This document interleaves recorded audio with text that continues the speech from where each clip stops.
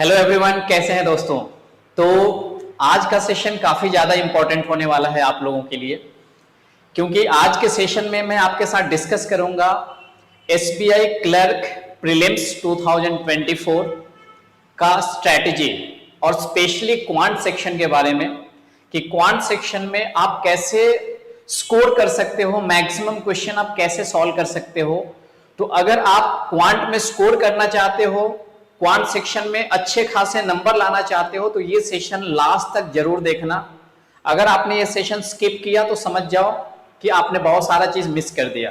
तो इसलिए मैं चाहूंगा, स्पेशली मैं ये आपसे रिक्वेस्ट कर रहा हूं कि ये सेशन लास्ट तक देखना, अगर आप सच में एग्जाम देने वाले हो एसबीआई क्लर्क का। तो ठीक है, तो बेसिकली ये सेशन लाने का मेरा मेन मोटो ये था कि बहुत सारे बच्चे ऐसे होते हैं जिनको अटेम्प्ट कैसे करना है क्वेश्चन को, पहले कौन से क्वेश्चन को सॉल्व करना है, या एग्जाम तो देने वाले हैं बट उनको ये नहीं आइडिया है कि एग्जाम में हमें क्वेश्चन कौन कौन से सॉल्व करने हैं, पहले कौन कौन से टॉपिक के क्वेश्चन पूछे जाते हैं, इंपॉर्टेंट क्वेश्चन क्या है।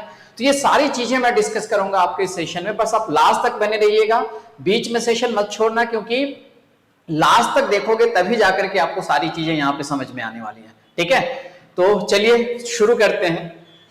तो आप देख ही सकते हो यहाँ पे SBI clerk prelims strategy 2024-25 basically specially मैं ये क्वांट सेक्शन के बारे में आपको बताने वाला हूं। तो क्वांट सेक्शन में जिनको भी डर लगता है, वैसे बच्चे जो काफी वीक हैं क्वांट में, ये सेशन आप लास्ट तक जरूर देखना। चलो, तो सबसे पहले और यहाँ पे मैं ये भी डिस्कस करने वाला हूं कि पिछले 5 साल में क्वांट सेक्शन में कौन से टॉपिक से कितने क्वेश्चन पूछे गए हैं। तो ये सब चीजें आगे आएंगी, तो बिल्कुल इसलिए मैं ये चीजें बोल रहा हूं कि आप लास्ट तक सेशन को जरूर देखना। तो सबसे पहले तो अगर आप बिगिनर हो, आपको कुछ नहीं पता है, जैसे आपने फॉर्म फिलअप कर दिया हुआ है, तो मैं आपको यह बता दूं कि आपके एग्जाम में क्वांट से 35 क्वेश्चंस पूछे जाते हैं और उसके लिए आपके एग्जाम में टाइम होता है 20 मिनट्स। बेसिकली प्रीलिम्स एग्जाम जो होता है उसमें 3 सब्जेक्ट से क्वेश्चन पूछे जाते हैं, जिसमें एक तो हो गया क्वांट, दूसरा सेक्शन होता है आपका रीजनिंग, और तीसरा सेक्शन होता है आपका इंग्लिश। तीसरा सेक्शन आपका इंग्लिश होता है, जिसमें क्वांट से 35 क्वेश्चंस होते हैं, रीजनिंग से भी आपके पास 35 क्वेश्चंस होते हैं और इंग्लिश से 30 क्वेश्चंस होता है। ठीक है, क्वांट में आपको 20 मिनट का टाइम दिया जाता है, रीजनिंग में भी आपको मिलते हैं 20 मिनट्स, रीजनिंग में भी 20 मिनट होता है और इंग्लिश में भी 20 मिनट होता है। ये बेसिक चीजें बस ये बता दो, उसके बाद हम आगे बढ़ते हैं। तो ये आपका क्वांट सेक्शन का 3 सब्जेक्ट होता है, मैथ्स, रीजनिंग, इंग्लिश। क्वांट में 35 क्वेश्चंस होते हैं, 20 मिनट्स का टाइम होता है, और बाकी रीजनिंग और इंग्लिश का आपने ये देख लिया। क्वेश्चंस ये सारे होते हैं, क्वेश्चन क्या क्या होते हैं डिटेल में जस्ट आगे वाले स्लाइड में आपको ये चीजें दिखेंगी। चलिए, अगर जैसे ही हम यहाँ पे आगे बढ़ते हैं, तो मेरे प्यारे बच्चों ये आप देख सकते हो यहाँ पे पिछले 5 साल से कौन से टॉपिक से कितने क्वेश्चन पूछे गए हैं, ये सारी चीजें मैं आपके लिए लेकर के आया हूं, ताकि आपको एक क्लियर आइडिया मिल पाए। यहां पे मैं जस्ट इधर उधर की बातें आपके साथ नहीं कर रहा हूं, एक्चुअल में जो क्वेश्चन पूछे गए हैं मैंने खुद ही 5 साल के पेपर को मैंने एनालाइज किया और उसके बेसिस पे मैंने ये कंपाइल किया है आपके लिए, ताकि मैं एक्चुअल इंफॉर्मेशन आपको दे पाऊं कि कितने क्वेश्चन किससे पूछे गए थे। हालांकि आपको ये चीज पता होना चाहिए कि बैंकिंग के एग्जाम के पेपर बाहर ऑफिशियली आउट नहीं होते हैं, मेमोरी बेस्ड पेपर होते हैं। तो मेमोरी बेस्ड पेपर के बेसिस पे ही मैं आपको ये सारी चीजें बता रहा हूं कि कितने क्वेश्चंस पूछे गए थे और कौन से टॉपिक से पिछले 5 साल में एसबीआई क्लर्क में। तो ये मैं 2019 से 2023 तक का पेपर है, ये अभी 2024 की तो एग्जाम होंगी, जो कि नोटिफिकेशन काफी लेट से आया था। तो देखो, यहां पे मैं लास्ट में स्ट्रैटेजी भी बताऊंगा और सिलेक्शन कैसे ले सकते हो ये सारी चीजें भी बताऊंगा मैं, है ना।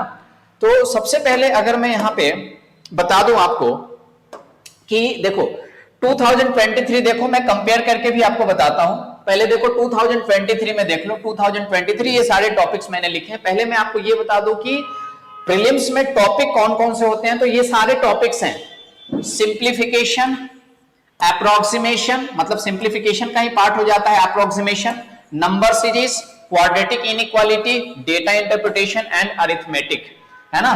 बेसिकली ये टॉपिक्स होते हैं, जिसमें 2023 में सिंप्लीफिकेशन से 15 क्वेश्चन पूछे गए थे। बिल्कुल भी अप्रोक्सीमेशन का एक भी क्वेश्चन यहां पे पूछा नहीं गया था। नंबर सीरीज से 5 क्वेश्चन पूछे गए थे, 5 wrong number series, wrong series के क्वेश्चन 5 थे, रॉन्ग नंबर सीरीज। जहां पे रॉन्ग नंबर सीरीज में बेसिकली क्या होता है कि कुछ आपको नंबर्स दिए जाते हैं और वहां पे कोई एक नंबर रॉन्ग होता है उसके बारे में आपको वहां पे पता करना होता है। ये सारे मैं वीडियो अभी इसके बाद वो सारी चीजें लाने वाला हूं, चैनल पे आप रेगुलरली बने रहो, सारी चीजें आपको समझ में आएंगी। उसके बाद क्वाड्रेटिक इनइक्वालिटी से भी एक भी क्वेश्चन नहीं पूछा गया था, यहाँ पे क्वाड्रेटिक के भी क्वेश्चन नहीं थे। और डेटा इंटरप्रिटेशन से 5 क्वेश्चन पूछा गया था, वो भी टेबुलर। टेबुलर मतलब टेबल के फॉर्मेट में डेटा होता है, टेबल के फॉर्मेट में होता है, इसको हम टेबुलर बोलते हैं। तो यहां से 5 क्वेश्चन आपके पूछे गए थे। और अरिथमेटिक सेक्शन, अरिथमेटिक सेक्शन से टोटल आपके पास यहाँ पे अरिथमेटिक सेक्शन से आपके 10 क्वेश्चन पूछे गए थे। अरिथमेटिक सेक्शन क्या होता है अगर आपको नहीं पता है तो ये डिटेल में हम आगे देखेंगे, फिर भी मैं यहाँ पे बता दूं अरिथमेटिक सेक्शन का मतलब होता है वर्ड प्रॉब्लम, जैसे कि आपके परसेंटेज के क्वेश्चंस हो जाते हैं, आपके डेटा ये रेशियो एंड प्रोपोर्शन हो गया, एवरेज हो गया, टाइम एंड वर्क हो गया, ट्रेन्स के क्वेश्चन हो जाते हैं, बोट्स एंड स्टीम के क्वेश्चंस हो जाते हैं, टाइम एंड वर्क हो गया, पाइप्स एंड सिस्टम हो गया। ये सारे क्वेश्चंस किस में आते हैं? अरिथमेटिक सेक्शन में आते हैं। डिटेल में हम आगे बात करेंगे इसमें। चलो ये तो हो गया आपके 2023। 2024 में अगर 22 की बात करोगे तो सिंप्लीफिकेशन से 14 क्वेश्चंस पूछे गए थे। 2021 में देखोगे तो सिंप्लीफिकेशन से 10 क्वेश्चन है, 2020 में 10 है और 2019 में 10 है।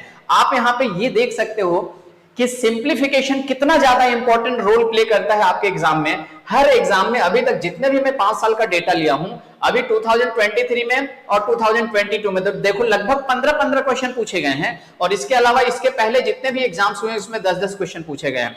तो क्या एक्सपेक्ट कर सकते हो अभी आने वाले एग्जाम में भी? आप ये एक्सपेक्ट कर सकते हो कि 10 to 15 क्वेश्चन तो रहेंगे ही रहेंगे, चाहे कुछ भी हो जाए सिंप्लीफिकेशन के।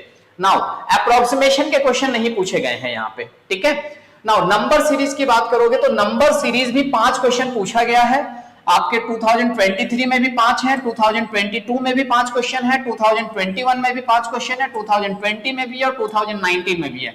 लेकिन डिफरेंस क्या है? डिफरेंस यहाँ पे ये है कि अभी 23 और 22 में ये रॉन्ग नंबर सीरीज के क्वेश्चन पूछे गए थे और यहाँ पे ये मिसिंग नंबर सीरीज है, ये मिसिंग है। दोस्तों मैं फिर से रिपीट कर रहा हूं, ये मेमोरी बेस्ड होता है, ये शिफ्ट वाइज भी चीजें चेंज होती रहती हैं, है ना। बट मैंने जो पेपर लिया उसके बेसिस पे ये सारी चीजें मैं आपको बता रहा हूं। हो सकता है किसी शिफ्ट में रॉन्ग नंबर भी पूछा गया होगा, तो आप बस ये चीज समझो, आप समझने की कोशिश करो कि कितने सेक्शन से कहां से कितने क्वेश्चन पूछे जा रहे हैं, इस चीज को मेन टारगेट करो, है ना। यानी कि आपके मैं बताने की कोशिश ये कर रहा हूं कि नंबर सीरीज भी आपके लिए काफी इंपॉर्टेंट टॉपिक है, राइट। नाउ अगर हम क्वाड्रेटिक इनइक्वालिटी की बात कर ले तो ये पिछले लास्ट 3 साल में तो क्वाड्रेटिक के एक भी क्वेश्चन देखने को नहीं मिले हैं, 0 क्वेश्चन है। लेकिन 2020 में 5 क्वेश्चन और 2019 में, यानी कि 3 साल के अगर आप आगे चले जाओ तो क्वाड्रेटिक से भी क्वेश्चन पूछा जा रहा था। तो आप क्वाड्रेटिक की भी प्रिपरेशन एकदम करके जाना, ऐसा नहीं कि बिल्कुल छोड़ दिए। क्वाड्रेटिक भी आपके एग्जाम में पूछा जा सकता है और क्वाड्रेटिक तो आपको जानते ही हो काफी इजी टॉपिक होता है। क्वाड्रेटिक मतलब आप समझ ही रहे होंगे, इस फॉर्मेट में क्वेश्चंस होते हैं, जैसे कि आपको लिखा हुआ हो सकता है, ऐसी चीजें दी गई होती हैं जैसे 5x² प्लस 3x प्लस 7 = 0, इस तरह से करके इक्वेशन होते हैं, ये क्वाड्रेटिक इक्वेशन होता है, ठीक है। नाउ अरिथमेटिक की बात कर लोगे तो अरिथमेटिक फिक्स है दोस्तों, 10 से 11 क्वेश्चन, 2023 में भी 10, 22 में भी 10, 21 में भी 10, 20 में भी 10 और 2019 में भी 10, 10 क्वेश्चन तो आपके ये अरिथमेटिक से वर्ड प्रॉब्लम से पूछे ही जाते हैं। तो आप यहाँ पे देख सकते हो, ये आप चाहो तो इसका स्क्रीनशॉट ले सकते हो ताकि आपको ये चीज है बाद में आप देख सकते हो इसको और आप समझ सकते हो, है ना। तो अब मैं लास्ट में स्ट्रेटेजी भी बताऊंगा, फिलहाल मैं आपको ये समझाने की कोशिश कर रहा हूं कि किस सेक्शन से कितने क्वेश्चन पूछे गए हैं। तो मुझे लगता है ये चीजें आप समझ पाए होंगे। अब हम यहाँ पे आगे बढ़ते हैं। नाउ अब देखो, जो यहाँ पे अरिथमेटिक सेक्शन का जो मैंने आपको बताया 10 क्वेश्चन पूछे गए हैं, इसमें भी कौन से टॉपिक पे आपको ज्यादा फोकस करना है ये चीज मैं बता रहा हूं। मैंने ये चीज एनालाइज किया और उसके बेसिस पे मैंने ये चीज आपके लिए बनाया है कि कौन कौन सा टॉपिक ज्यादा फोकस करने वाला है। तो दोस्तों ये टॉप टू बॉटम ऐसे आ जाना आप, ठीक है। जो टॉप में है वो इंपॉर्टेंट है और धीरे धीरे उसका इंपॉर्टेंस कम होता जा रहा है। जैसे प्रॉफिट एंड लॉस काफी इंपॉर्टेंट क्वेश्चन है, कभी कभी 2-2, 3-3 क्वेश्चन भी पूछे गए हैं प्रॉफिट एंड लॉस से आपके प्रीलिम्स के एग्जाम में। पार्टनरशिप आता ही आता है, प्रॉब्लम्स ऑन एजेस के क्वेश्चन हमेशा देखने को मिले हैं, टाइम एंड वर्क भी हमेशा रहता है, pipes and system, boats and steam काफी इंपॉर्टेंट है, ट्रेन के बेसिस पे क्वेश्चन होते हैं, मेंसुरेशन भी इंपॉर्टेंट है, SI/CI भी पूछे जाते हैं, मिक्सचर एंड एलिगेशन भी पूछे जाते हैं। और ये रही बात इन तीनों की, तो इन तीनों से कभी एवरेज से क्वेश्चन पूछ भी देता है, कभी नहीं भी रहता है। परसेंटेज का भी सेम है, क्योंकि देखो यहाँ पे प्रॉफिट एंड लॉस जब पूछ लेता है तो उसमें सारे परसेंटेज के कॉन्सेप्ट भी यहीं पे वो चेक कर लेता है आपसे, है ना। रेशियो एंड प्रोपोर्शन, तो रेशियो एंड प्रोपोर्शन ये मिक्सचर एंड एलिगेशन में ये चीजें चेक हो जाती हैं। तो इसलिए लास्ट के तीनों टॉपिक उतने तो इंपॉर्टेंट नहीं है, बट हाँ आपके इन सारे टॉपिक्स के लिए पढ़ना जरूरी है। मैं अभी यहाँ पे मार्क्स की बात कर रहा हूं, मैं ये नहीं बात कर रहा हूं कि ये टॉपिक आपको पढ़ना है कि स्किप करना है। मैं बता रहा हूं कि इन सारे टॉपिक से ज्यादा क्वेश्चन पूछे जाते हैं आपके एग्जाम में, ठीक है।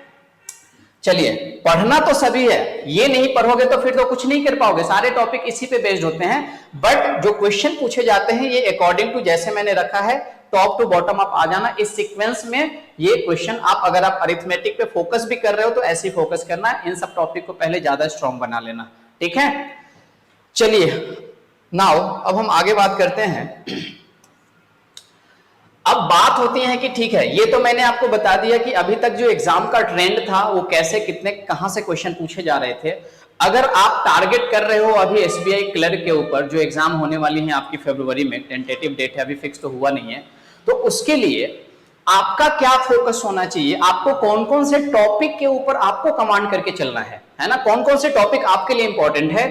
तो यहां पे मैं अगर आपको बता दूं तो सबसे पहली चीज जो मैं आपको सजेस्ट करूंगा कि सिंप्लीफिकेशन और अप्रोक्सीमेशन, यहां से 10-15 क्वेश्चन आपके पूछे ही जाएंगे, ये फिक्स है। अभी आपने देख भी लिया जो पूछे गए हैं अभी पिछले 5 साल में, नंबर सीरीज से 5 क्वेश्चन पूछे ही जाएंगे, चाहे वो मिसिंग हो या रॉन्ग हो, ये 5 क्वेश्चन आपके एग्जाम में आने ही वाले हैं। क्वाड्रेटिक इनइक्वालिटी ये फिक्स नहीं है, क्योंकि आप देख सकते हैं लास्ट के 3 साल में नहीं पूछा गया था लेकिन उसके पहले पूछा गया था, तो ये भी आपको करना ही करना है, इस टॉपिक को स्किप नहीं करना है। डेटा इंटरप्रिटेशन, ये 5 से 10 क्वेश्चन भी आपके एग्जाम में पूछे गए हैं। आई थिंक मैंने डेटा इंटरप्रिटेशन स्किप कर दिया था, यहाँ पे एक बार फिर से देख लेते हैं। हाँ, डीआई के क्वेश्चन आप यहाँ पे देख लो, डीआई काफी इंपॉर्टेंट है। यहाँ पे 5 क्वेश्चन पूछे गए थे 2023 में, यहाँ पे भी है। यहाँ पे 10 क्वेश्चन पूछा गया था। 2021 में 2 सेट डीआई का आया था, जिसमें एक बार ग्राफ था और एक केसलेट था, ठीक है। और यहाँ पे 2020 में भी 5 क्वेश्चन थे और यहाँ पे भी 5 क्वेश्चन थे। तो ज्यादातर आप देख क्या रहे हो, यहाँ पे टेबुलर डीआई से ज्यादा क्वेश्चन पूछे जा रहे हैं। एक बार ग्राफ पूछा गया था और केसलेट पूछा गया था, है ना। हालांकि क्लर्क है, एसबीआई क्लर्क में केसलेट नहीं पूछा जाता है, टेबुलर पे ज्यादा फोकस करके जाइएगा। हालांकि अगर आप डीआई पढ़े हो तो आप टेबुलर पर हो या केसलेट पर हो या pie chart, bar graph, line graph सब आपने पढ़ा ही होगा, बट ज्यादा फोकस आप टेबुलर पर करके जाना, मैक्सिमम यहां से क्वेश्चन पूछे जाते हैं, ठीक है। नाउ चलो, तो मैं ये चीज आपको बता रहा था कि क्वाड्रेटिक की बात मैंने कर लिया था। उसके बाद डेटा इंटरप्रिटेशन से 5 से 10 क्वेश्चन और अरिथमेटिक जो होता है 10 क्वेश्चन आपके एग्जाम में पूछे जाते हैं। लास्ट में मैं ये चीज बताऊंगा कि आपको फोकस कैसे करना और एग्जाम में अटेम्प्ट कैसे करना है। मैंने तो अभी ये बता दिया कि कौन कौन से टॉपिक के ऊपर आपको फोकस करना है, कौन सा टॉपिक बिल्कुल भी स्किप नहीं करना है।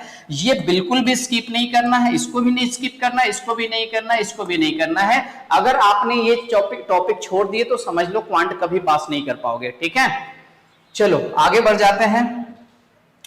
अगर हम आगे बढ़े तो अब बात होती है कि जब आप प्रिपरेशन कर रहे हो, है ना, क्योंकि क्वांट टॉप सब्जेक्ट ऐसा है जिसमें आप प्रिपरेशन करते हो, आज पढ़ोगे 2 दिन के बाद चीजें भूल जाते हो आप, है ना। ये सबके साथ होता है, आप ही के साथ नहीं होता है। अब किसी की मेमोरी थोड़ी सी ज्यादा स्ट्रांग है तो कुछ ज्यादा दिन तक वो याद रख सकते हैं, है ना, कोई जल्दी भूल जाता है, बट भूलते सभी लोग हैं, इसलिए प्रैक्टिस काफी जरूरी है। तो ये जितने भी टॉपिक्स यहाँ पे आपको बताए गए हैं, सिंप्लीफिकेशन हो गया, मैं चाहूंगा कि अगर आप प्रिपरेशन कर रहे हो तो डेली बेसिस पे कम से कम आप 20 से 30 क्वेश्चन डेली बेसिस पे प्रैक्टिस करो। डेली बेसिस पे 20 से 30 क्वेश्चन की प्रैक्टिस करनी है आपको। नंबर सीरीज डेली बेसिस पे 20 से 30 क्वेश्चन डेली आपको सॉल्व करने हैं। क्वाड्रेटिक इनइक्वालिटी ज्यादा करने की जरूरत नहीं है, 10 क्वेश्चन भी आप कर लोगे तो ये सफिशिएंट है, ठीक है। क्वाड्रेटिक इनइक्वालिटी में ज्यादा चीजें नहीं होती हैं, जो एग्जाम में पूछे जाते हैं उसकी बात कर रहा हूं मैं। डेटा इंटरप्रिटेशन कम से कम 2 से 3 सेट डेली सॉल्व करो, 2 से 3 सेट डेली सॉल्व करना है आपके डीआई के क्वेश्चंस। और अरिथमेटिक जो है, अरिथमेटिक की अगर मैं बात कर लूं तो जो इंपॉर्टेंट मैंने पीछे बताया है, जैसे कि आपका प्रॉफिट एंड लॉस हो गया, टाइम एंड वर्क हो गया, बोट्स एंड स्ट्रीम हो गया, उसके बाद आपका जैसे मेंसुरेशन हो गया, ये सब इजी लाइक इसके क्वेश्चन आप एग्जाम में आराम से सॉल्व कर सकते हो। तो सारे टॉपिक पे टारगेट करके मत जाओ, बस कुछ सिलेक्टेड जो टॉपिक है, जो मैंने पीछे का लिस्ट जो दिया उसमें से ऊपर से 4-5 टॉपिक को अच्छे से कमांड कर लो, है ना। क्योंकि क्या होता है प्रीलिम्स एग्जाम में, यही अगर आप शुरू में हो, लाइक पहली बार एग्जाम दे रहे हो, काफी आप एक्सपर्ट नहीं हो, तो आप तो इधर ही फंसे रह जाओगे, आपको अरिथमेटिक सेक्शन में जाने का टाइम भी नहीं मिलेगा, है ना। और अगर कोई एक्सपर्ट है जिसने काफी अच्छे प्रैक्टिस किए हैं क्वांट सेक्शन में, तो यहां सॉल्व करके यहां पे जा सकता है अरिथमेटिक में। और ये चूंकि एसबीआई क्लर्क की एग्जाम है, तो अरिथमेटिक सेक्शन भी ज्यादा डिफिकल्ट नहीं होता है, इजीली सॉल्व किया जा सकता है ना। लेकिन अगर आप पहली बार एग्जाम दे रहे हो, तो मैं आपको ये बता रहा हूं, आप इसी में फंस जाओगे। लेकिन वैसे स्टूडेंट जिनका सेकंड अटेम्प्ट है या थर्ड अटेम्प्ट है, तो वो लोग तो डेफिनेटली अरिथमेटिक सेक्शन करेंगे ही करेंगे। कैसे करेंगे वो मैंने पीछे जो लिस्ट बताया है टॉपिक का, उस टॉपिक वाइज आप उस टॉपिक की प्रिपरेशन करो, उस टॉपिक की अच्छे से प्रैक्टिस करो और वो एग्जाम दो, है ना। तो मैं फिर से एक बार रिपीट कर दूं, सिंप्लीफिकेशन डेली बेसिस पे सॉल्व करो 20 से 30 क्वेश्चन, क्योंकि आपको बाकी सब्जेक्ट भी पढ़ने होते हैं, तो अकॉर्डिंगली टाइम आपको मैनेज करना है ना। ये आपकी रिस्पॉन्सिबिलिटी है कि आप कितना मेहनत कर रहे हैं। आप दिन रात एक करके आप पढ़ाई कीजिए, क्योंकि सिलेक्शन लेना इतना आसान नहीं है। अगर आप सोच रहे होंगे कि ठीक है आराम से पढ़ करके चीजें हो जाएंगी, तो बिल्कुल ऐसे भूल ना करें। एग्जाम में सिलेक्शन लेना, वो भी एसबीआई में जाना, काफी मुश्किल है, उसके लिए काफी मेहनत करने की जरूरत है। अब मुश्किल इसलिए है अगर आप पढ़ाई नहीं करोगे। अगर आप स्टूडेंट हो तो आपके लिए मेन क्या है, आपके लिए सबसे पढ़ाई ही आपकी तपस्या है, जो आपको अच्छे से करना है, मन से करना है। अगर आप मन से करेंगे तो आप आगे जा पाएंगे। तो जैसी चीजें बता रहा हूं डेली सॉल्व कीजिए। आप रिजल्ट छोड़ दीजिए कि क्या होगा, आपको शुरू में टाइम लग रहा होगा, चीजें नहीं समझ में आ रही होंगी, आप उन चीजों को अवॉइड कीजिए। आप बस ट्राई करते रहिए, सॉल्व करते जाइए बिना रिजल्ट का सोचे हुए। एक टाइम ऐसा आएगा जो आप खुद ही आप उन चीजों को, आपको डिफरेंस समझ में आना शुरू हो जाएगा, है ना। हालांकि अभी तो ज्यादा टाइम है नहीं, बस ज्यादा टाइम नहीं, फिर भी जितना टाइम है आप मन से लग जाइए उस चीज में। रिजल्ट जो होगा देखा जाएगा, बट आपका मेन काम क्या है, आप आगे का सोच करके अभी से मेहनत करना बंद नहीं कर सकते हैं। आपके पास जितना भी टाइम हो, आप जी जान से उस चीज में लग जाइए, रिजल्ट ऑटोमेटिकली आएगा, है ना। तो ये जो चीजें मैंने बताया, इसके बेसिस पे आपको प्रैक्टिस करना है। चलिए आगे बढ़ते हैं। जैसे आप एग्जाम में भी सपोज मतलब आप क्वेश्चन अगर सॉल्व करते हो, तो आप ये चीज ध्यान में रखना कि हमें किसको अटेम्प्ट कैसे करना है। जब आप एग्जाम दोगे उस समय जैसे क्वेश्चन आते हैं, अब देखो पहले क्या होता था कि बल्क में क्वेश्चन पूछे जाते थे। बल्क में क्वेश्चन पूछे जाने का मतलब क्या हुआ कि सिंप्लीफिकेशन अगर पूछा जाएगा, तो सिंप्लीफिकेशन के सारे क्वेश्चन एक साथ हो सकते हैं। सिंप्लीफिकेशन के जितने भी क्वेश्चन हैं, 10 क्वेश्चन या 15 क्वेश्चन, ये सारे क्वेश्चन टेस्ट में जो आप एग्जाम दोगे, एक्चुअल एग्जाम, उसमें एक साथ होते थे। बट अभी कुछ टाइम से ऐसा हो रहा है, पिछले 1-2 साल से ऐसा हो रहा है कि सिंप्लीफिकेशन के सारे क्वेश्चन आपके साथ में नहीं दिखेंगे। 5 क्वेश्चन एक साथ रहेगा, कुछ क्वेश्चन आगे रहेंगे, कुछ क्वेश्चन शुरू में रहेगा। तो ये चीज ध्यान रखिएगा। सेम आपका क्वाड्रेटिक के साथ होता है, नंबर सीरीज के साथ होता है। कभी 2 नंबर सीरीज एक साथ दे देंगे, 2 नंबर सीरीज 4-5 क्वेश्चन के बाद में देंगे, तो ऐसी चीजें देखने को मिलती हैं। तो इसलिए आपको क्या करना है, पहले तो माइंड मेकअप करके जाना है। हालांकि ये चीजें मैं लास्ट में बताता हूं, अभी हम आगे चलते हैं, फिर हम क्या करेंगे वो देखते हैं। चलिए उसके बाद अच्छा, आपको क्या क्या चीजें मिस्टेक नहीं करना है। जैसे अगर आप प्रिपरेशन कर रहे हो या टेस्ट दे रहे हो, तो क्या क्या चीजें आपको ध्यान में रखना है। मतलब किसी भी एक क्वेश्चन के ऊपर ज्यादा टाइम आप वेस्ट मत कर दो, नहीं हो रहा है छोड़ दो, ज्यादा टाइम वेस्ट करने की जरूरत नहीं है, ठीक है।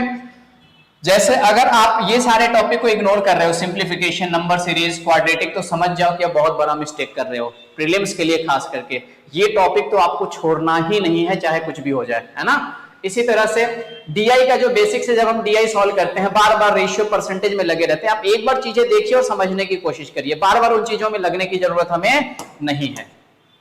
नाउ अब अगर मैं यहां पे मॉक टेस्ट की बात कर लूं कि मॉक टेस्ट आपके लिए कितना ज्यादा इंपॉर्टेंट है, तो दोस्तों अगर आप एक बिगिनर हैं, तो पहले तो मैं चाहूंगा, बिगिनर की मैं बात कर रहा हूं, अगर आप एक बिगिनर हो तब की मैं बात कर रहा हूं, बिगिनर के लिए आपको शुरू में पहले सारे टॉपिक के कॉन्सेप्ट्स को क्लियर करने हैं। शुरू में ही टेस्ट के पीछे नहीं लग जाना है ना। टेस्ट आपकी स्पीड को बढ़ाने में आपकी मदद करता है। टेस्ट क्वेश्चन को कैसे अटेम्प्ट करना है, इस चीज में आपकी हेल्प करता है ना। टेस्ट से आप सीखते नहीं है, पहले आपको सारे टॉपिक के कॉन्सेप्ट्स क्लियर करने हैं। अगर आप पहली बार एग्जाम देने वाले हो या अगर आपने अभी प्रिपरेशन चालू किया है तो पहले आप अच्छे से उन सब चीजों को, सारे टॉपिक को बेसिक से पढ़ो, एडवांस लेवल तक जाकर के पढ़ो, चीजें सीखने की कोशिश करो और उसके बाद आप सेक्शनल मॉक टेस्ट देना शुरू करें। जैसे अगर आपने सिंप्लीफिकेशन पढ़ लिया, सिंप्लीफिकेशन पे अच्छे से आपने कमांड कर लिया, आप सिंप्लीफिकेशन के सेक्शन वाइज टेस्ट देना शुरू करो। नंबर सीरीज की अच्छे से प्रैक्टिस हो गई, नंबर सीरीज के टेस्ट दो। क्वाड्रेटिक हमने पढ़ लिया, क्वाड्रेटिक का टेस्ट दो, है ना। जो जो टॉपिक आप कवर करते जा रहे हो उस सेक्शन वाइज टेस्ट देते जाओ, ताकि वहां से आपको टाइम मैनेजमेंट आपको समझ में आने लग जाएगा, है ना। और जब ये सारे टॉपिक पे एक बार कमांड हो जाए फिर आप फुल मॉक टेस्ट भी देना शुरू कर सकते हैं। शुरू में मॉक टेस्ट देने की जरूरत आपको नहीं है, अदरवाइज आप डिमोटिवेट हो जाएंगे, है ना। किसी भी चीज का एक सीक्वेंस होता है, तो पहले अगर आप बिगिनर हैं तो पहले आप सारे टॉपिक के ऊपर कमांड कीजिए। टॉपिक कौन कौन से कमांड करने हैं तो जो मैंने पीछे बताया उस सीक्वेंस में पहले टॉपिक के ऊपर कमांड कीजिए एंड उसके बाद जाकर के आपको मॉक टेस्ट देना है, ठीक है। लेकिन जो लोग ऑलरेडी सारी चीजें पढ़ चुके हैं उनको तो मैं सजेस्ट करूंगा जितना ज्यादा से ज्यादा मॉक टेस्ट आप दे सकते हैं उतना ज्यादा से ज्यादा दीजिए। लेकिन आप ये भी ध्यान रखिए कि आपको मेंस का भी एग्जाम देना है, तो मेंस का एग्जाम देना है तो मेंस का भी टेस्ट आपको देते रहना है। तो टाइम अकॉर्डिंगली मैनेज करना है आपको कि प्रीलिम्स के कितने टेस्ट देने हैं, कितने दिन देने हैं, और मेंस के लिए भी चीजों को ध्यान में रखना है, जैसे करंट अफेयर्स हो गया, जनरल अवेयरनेस हो गया। इन सब चीजों की प्रिपरेशन आपको अभी से होना चाहिए, अदरवाइज फिर आपके प्रीलिम्स कंप्लीट अगर आप क्रैक कर जाते हो तो मेंस के लिए आपके पास ज्यादा टाइम नहीं बचेंगे, है ना। उसके लिए मैं डिटेल में अलग से ही वीडियो बनाऊंगा, ये ज्यादा लंबा हो जाएगा वीडियो, इसलिए हम इसकी बात अभी नहीं करेंगे नाउ। तो दोस्तों चलिए, इसके पहले मैं फिर से अब एक चीज बता दूं कि फाइनल कंक्लूजन यहाँ पे मैं आपको ये बताने की कोशिश कर रहा हूं कि अगर आप प्रिपरेशन कर रहे हैं, प्रीलिम्स का एग्जाम देने वाले हैं, तो आपके लिए जो इंपॉर्टेंट टॉपिक्स हैं जिस पे आप फोकस करके चलेंगे, सिंप्लीफिकेशन काफी इंपॉर्टेंट है, 10 to 15 क्वेश्चन पूछे जाते हैं, नंबर सीरीज से 5 क्वेश्चन पूछे ही जाते हैं, क्वाड्रेटिक इक्वेशन पढ़ के जाना, पूछा जा सकता है क्वेश्चन, डीआई जो है डीआई के सेट की प्रैक्टिस अच्छे से करके जाइए, इजी लेवल के क्वेश्चन होते हैं, आराम से आप सॉल्व कर सकते हैं। और ये सब होने के बाद फिर आपको अरिथमेटिक सेक्शन पे आना है। सबसे पहले अरिथमेटिक सेक्शन पे आपको जंप नहीं करना है, टाइम वेस्ट हो जाएगा आपका और आप फंसे रह जाएंगे। इसलिए जिस सीक्वेंस में मैंने आपको बताया वैसे क्वेश्चन अटेम्प्ट करना है। पहले सिंप्लीफिकेशन अटेम्प्ट करना, फिर उसके बाद आप क्वाड्रेटिक कर लेना, नंबर सीरीज कर लेना, डीआई कर लेना। इन सबको करने के बाद आपके पास टाइम बचे फिर अरिथमेटिक सेक्शन पे जाना और उसको सॉल्व करना। अगर बिगिनर हो तो टाइम नहीं बचेगा, और अगर आप ऑलरेडी पहले से प्रिपरेशन किए हो, 1-2 बार एग्जाम दे चुके हो, फिर आप अरिथमेटिक सेक्शन के लिए आप टाइम बचाओ और वहां पे जाकर के क्वेश्चन को अटेम्प्ट करना है आपको, ठीक है। चलिए, तो सक्सेस के लिए क्या जरूरी है? सबसे पहली चीज तो कंसिस्टेंट रहो और हमेशा मोटिवेटेड रहो। डिमोटिवेट नहीं होना, टेस्ट दिया काफी कम मार्क्स आ गए, डिमोटिवेट हो जाते हैं, मन नहीं करता है पढ़ाई करने का, तो ये चीजें सबके साथ होती है दोस्तों। तो इसलिए बिल्कुल भी इन चीजों को अपने मन में मत आने दीजिए। बस एक ही चीज रखिए कि अगर आप पढ़ाई कर रहे हैं तो आपका सिलेक्शन होगा, बस ये सोच करके प्रिपरेशन करिए और मन से करिए। Focus on high weightage topics, practice daily, manage time efficiently. मतलब वही हो गया कि एग्जाम का जो पैटर्न है उसको ध्यान में रखिए, प्रीवियस ईयर्स क्वेश्चन को एनालाइज कीजिए। हालांकि मैं अभी बता दिया, आपको करने की जरूरत नहीं है। जो जो वेटेज है उसके बेसिस पे जो जो टॉपिक से ज्यादा क्वेश्चन पूछे गए हैं उसके ऊपर फोकस करिए, और टाइम को ध्यान में रखते हुए आपको ये सारी चीजें करना है, ठीक है। चलिए, तो दोस्तों मैंने अपनी तरफ से कोशिश किया कि आपको मैं सारी चीजें अच्छे से बता पाऊं। अगर आपको लगता है कि कुछ मिस हुआ है या कुछ चीजें मैं कवर नहीं कर पाया यहाँ पे, तो कमेंट सेक्शन में आप कमेंट कर सकते हैं। और अगर मेरा ये एफर्ट आपको अच्छा लगा तो आप इस वीडियो को लाइक कीजिए, इस चैनल को सब्सक्राइब कर लीजिए, ताकि इस तरह से के बाकी चीजें अलग अलग एग्जाम से रिलेटेड मैं चीजें इस पे अपडेट करते रहता हूँ। साथ ही साथ मैं आपको चीजें सिखाता भी हूँ, तो वो सारी चीजें भी आप यहाँ से सीखेंगे। जैसे जितने टॉपिक्स मैंने आपको बताया उन सारे क्वेश्चंस भी आपको देखने को मिलेंगे यहाँ पे, नंबर सीरीज, शॉर्टकट चीजें आप सीखेंगे कि कैसे एग्जाम में हमें उसे सॉल्व करना है। तो ये सारी चीजें मैं जल्द लाने वाला हूँ यहाँ पे, है ना। तो ठीक है, बस वही लास्ट में चैनल सब्सक्राइब कर लीजिएगा अगर अभी तक आपने नहीं किया हुआ है तो चलिए मिलते हैं किसी और वीडियो में, तब तक bye bye, take care, all the best.